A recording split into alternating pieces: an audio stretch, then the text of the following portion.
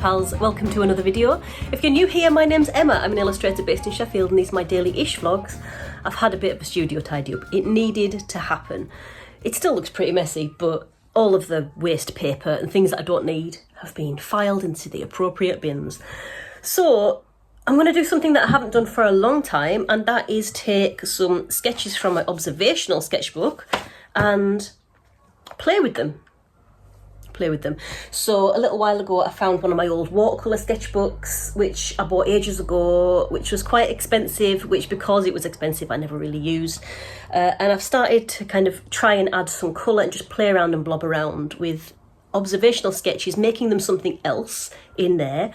But I've also got my big sketchbook out because I really want to work with some stick and ink. Some of you might have heard me talk about this before and might not know what I'm talking about.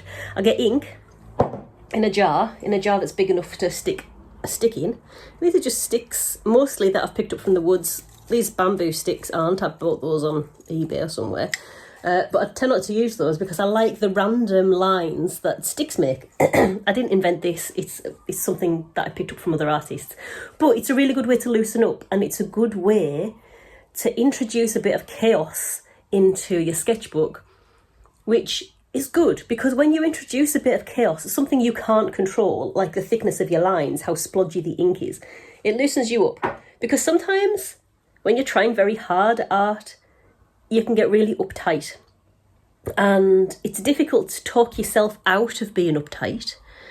And when you're uptight, it feels like there's no magic there. So what you really want is that kind of loose, playful, what I want anyway. And I'm sure you're the same, and I'm sure you can feel that when you're trying to sketch. Sometimes when you become too self-conscious, you lose that magic spark. You lose the thing that makes your work delicious and amazing. And often that can be brought back when you're not thinking about the art, or when there's no pressure to draw in a certain way or in a certain time. Or I think sometimes also the pressure we've got lately in the last decade or so to feel like we have to share everything we do on social media. We don't. There's a lot of things that I do that I never share, that no one ever sees. And I think that's healthy. You need to have that. But if you're finding that you're a bit uptight sometimes and you've got that pressure to perform, get yourself a big messy sketchbook. These ones I got from Jackson's Art. I talk about Jackson's all the time. I do have an affiliate link with Jackson's, no obligation. They haven't paid me to say it. But I was using them anyway, and I saw they had an affiliate link. That's why I signed up. So there's the little tiny bit of background for you. But these are big A3 sketchbooks. They are their studio sketchbooks, the Jackson studio sketchbooks. They open out into A2. Just regular paper in there, nothing special. There's a bit of grain on there, so it does pick up like charcoals and stuff like that as well, a little bit. But it's just bog standard paper, nothing special to make you feel like you have to be making something special in them. They're super duper cheap, or they're the cheapest that I've been able to find for the type of sketchbook that it is. And yeah, I'd say get yourself one of those big sketchbooks and find something like sticks. You might not like drawing like this, but you might find that it's something to do in your practice time, in your downtime. Find something that adds a bit of chaos into your sketchbook and just have a play. You don't have to show anyone, but that's what I'm going to do for like an hour or so, just because I feel like I need it. People who don't know, I am still recovering from my first bout of COVID. I'm testing negative now, but my ears still feel like I'm underwater. My sinuses are still a little bit all up in the air, and I really just want to look after myself. So I'm going to put no pressure on myself to make anything in particular. There are some things, there's a competition I want to enter in either today or tomorrow, and I'll talk about that later, because you might also want to enter this. It's a really interesting competition. But I'm not putting pressure on myself to do that straight away. Basically, when you work for yourself, you've got the best boss, and you've got to quit yourself slack when you're feeling ill. So I'm still going to do something because art makes me feel good, and this is it. I'm getting my inks out, I'm getting my observational sketchbooks out, and I'm going to translate some of the things that I drew observationally into my big sketchbook. And I might even get my watercolour sketchbook out and start blobbing colour around as well, because the paper in that is just a little bit more robust than these big ones. And when I say I'm going to transfer my observational sketches, I'm not going to try and make them neater. I am just going to use that as a base, so I don't have to think about what I'm going to draw. Basically, that's what I want. I want to not think about what I'm going to draw, and I'm just going to play around with these as a prompt. And you never know, something might come from it. And if it doesn't, no big deal. No big deal. But anyway, join me.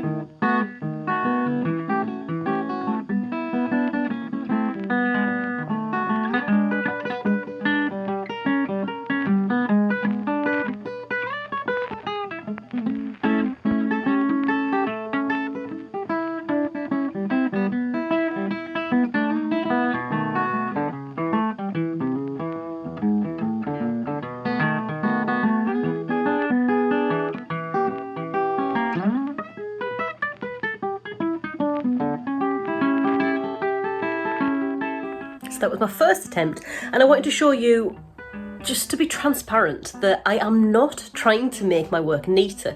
I think this striving for perfectionism it's really damaging. The only reason I'm showing you this is because, I mean, this is my daily vlog, and I started doing my daily vlog, well, I continued doing my daily vlog because I think it's really healthy to show you, like, all sides of the artistic career, and I don't know, to show the healthier side of the internet, that it's not it's not all Instagrammable. We're not machines, and that's a good thing. We are humans, and to not ever make mistakes and to not ever be messy is really denying something that makes life brilliant. The stress to make something amazing all the time is too much. It's too much. So let yourself be a kid again. Remember when you were a kid and you used to enjoy art and you used to get your paints out, you used to blob around, you used to get paint on your hands and stuff? Why do we stop doing that? Why do we stop doing that? There's always this striving for perfectionism, and it's not necessary, really. This is how you learn stuff. This is how you learn what, like, nice lines and what certain materials together are like. And even if you don't learn anything from it, it's really freeing for your brain to not have to think for 5 minutes, just blob stuff. So I'm gonna put you up overhead, and I'm just gonna carry on just making marks in my sketchbook, just filling it up with junk, amazing junk.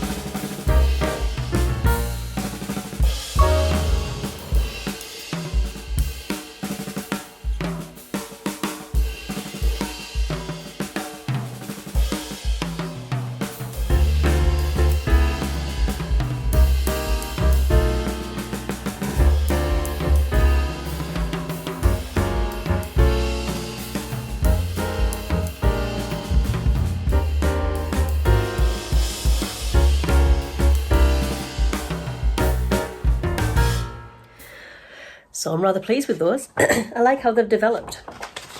They started off as just straight copies of my sketchbook, but in like a different style with different mediums, and they've kind of developed into their own thing a little bit.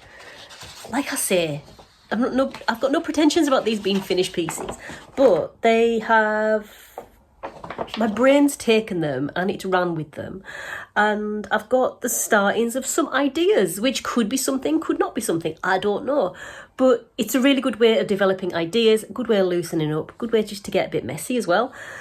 I have some blobs of ink on my table, which if this happens to you, I found the best way to deal with those is to let them dry and get a blade, like a craft knife blade, lay it flat on the table and just scrape them off. Otherwise, your desk might end up a bit grey. So that's what I'm going to do. Worked before. I think this ink is waterproof, so that's why that's worked best for me, because then it's a smaller area to try and clean up rather than trying to clean up a big smear. But it's all good fun. I'm going to go and have some lunch now and see how this day develops.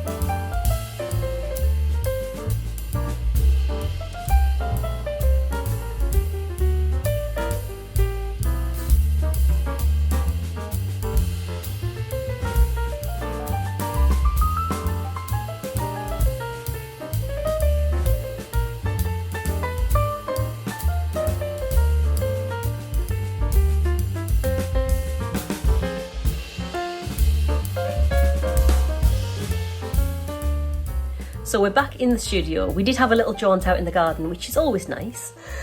But now I'm back to thinking about this competition that I was mentioning before.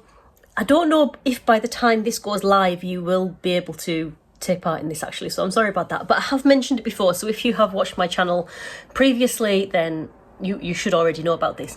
So today, when I'm filming this, is the 6th of June, and on the 10th of June, it's the closing date for a thing called the Shirley Hughes Award. Now, the Shirley Hughes Award is an award which is celebrating lively sketchbooks and sketchbooking and rough work process, rough process work.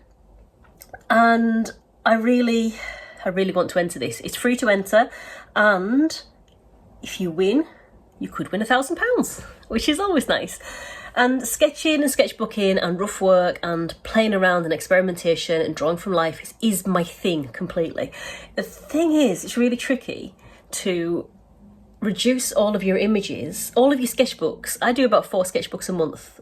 It sounds more than it is. It's like they're like 20-page sketchbooks, 40-side sketchbooks. And I do about 4 a month. And I love all my sketches, and I found it really hard.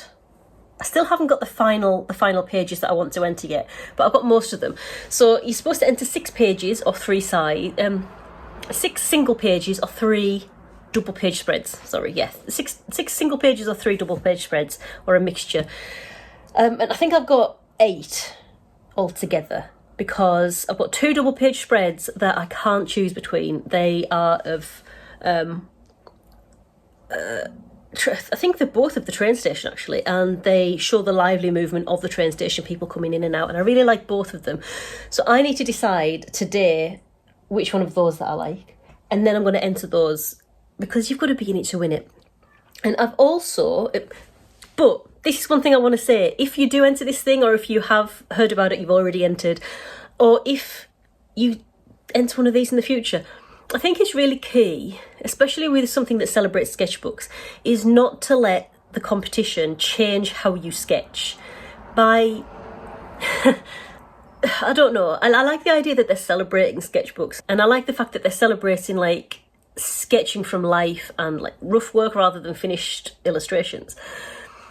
But there is the worry that this will change how people see their sketchbooks. And just because there is only one winner, it doesn't mean that your sketchbook is bad if you aren't that one winner. By sketching and sketching every day, however you do it, whatever they look like. I mean, you've seen my sketches this morning. They're not all brilliant and perfect.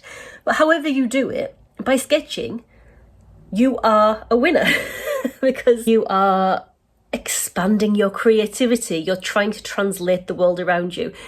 By putting it into a competition, I do worry that people will be thinking there's a right way and a wrong way to sketchbook. And I don't think there is. As long as you've got a good relationship to your sketchbooks and you don't feel like you're drawing to please anyone else, I think you're winning in your sketchbook. So just take these kind of competitions with a pinch of salt. Just because there is one winner, it doesn't mean you are not a winner by sketching every day or sketching from life. Competitions are always going to be subjective, and don't worry if you're not the winner. I think sketching from life, no matter how messy, no matter how inconsistent you might feel, if you're doing it for you and you're not doing it because you've got pressure to draw like you saw on Pinterest or Instagram or whatnot, I think you're already winning. So bear that in mind. Yeah, so I need to go and do that today. It's so tricky. It's so tricky. I've left it up until the last minute because I wanted to see if any of my newer sketchbook pages will fill the gap or fill any pages that I've chosen previously.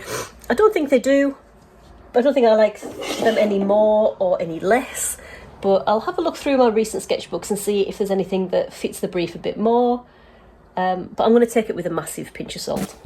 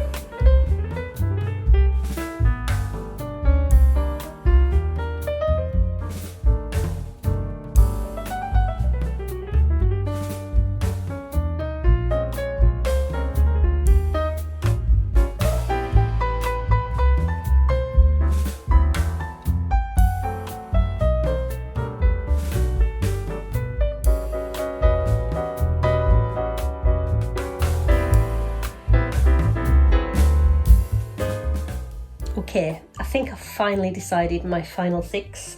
It's tricky. I did swap them around and I don't have any double page spreads anymore. I've got all single pages. Was it the right decision? Who knows? But at least it's free to enter and I'm still happy with all of my sketches, no matter whether I win or not. So, like I said before, I'm still a winner.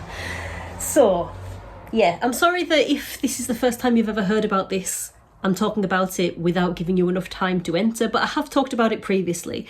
And if you are an artist or an illustrator and you want to start dipping your toe into illustration competitions or art competitions, why not head along to my Patreon, which is patreon.com/Emma Woodthorpe. You can follow me for free over there.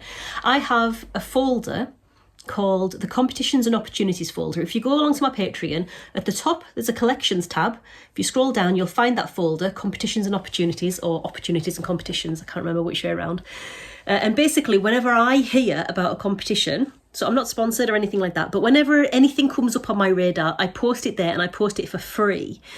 You don't have to follow me for free on there. You can just dip in anytime you want. But if you want to get a notification whenever I add any free content, which includes these competitions, it also includes YouTube videos and stuff like that, you will get a notification if you follow me for free when anything like that comes up. So if you want to also have them on your radar, that is a good place for you to start.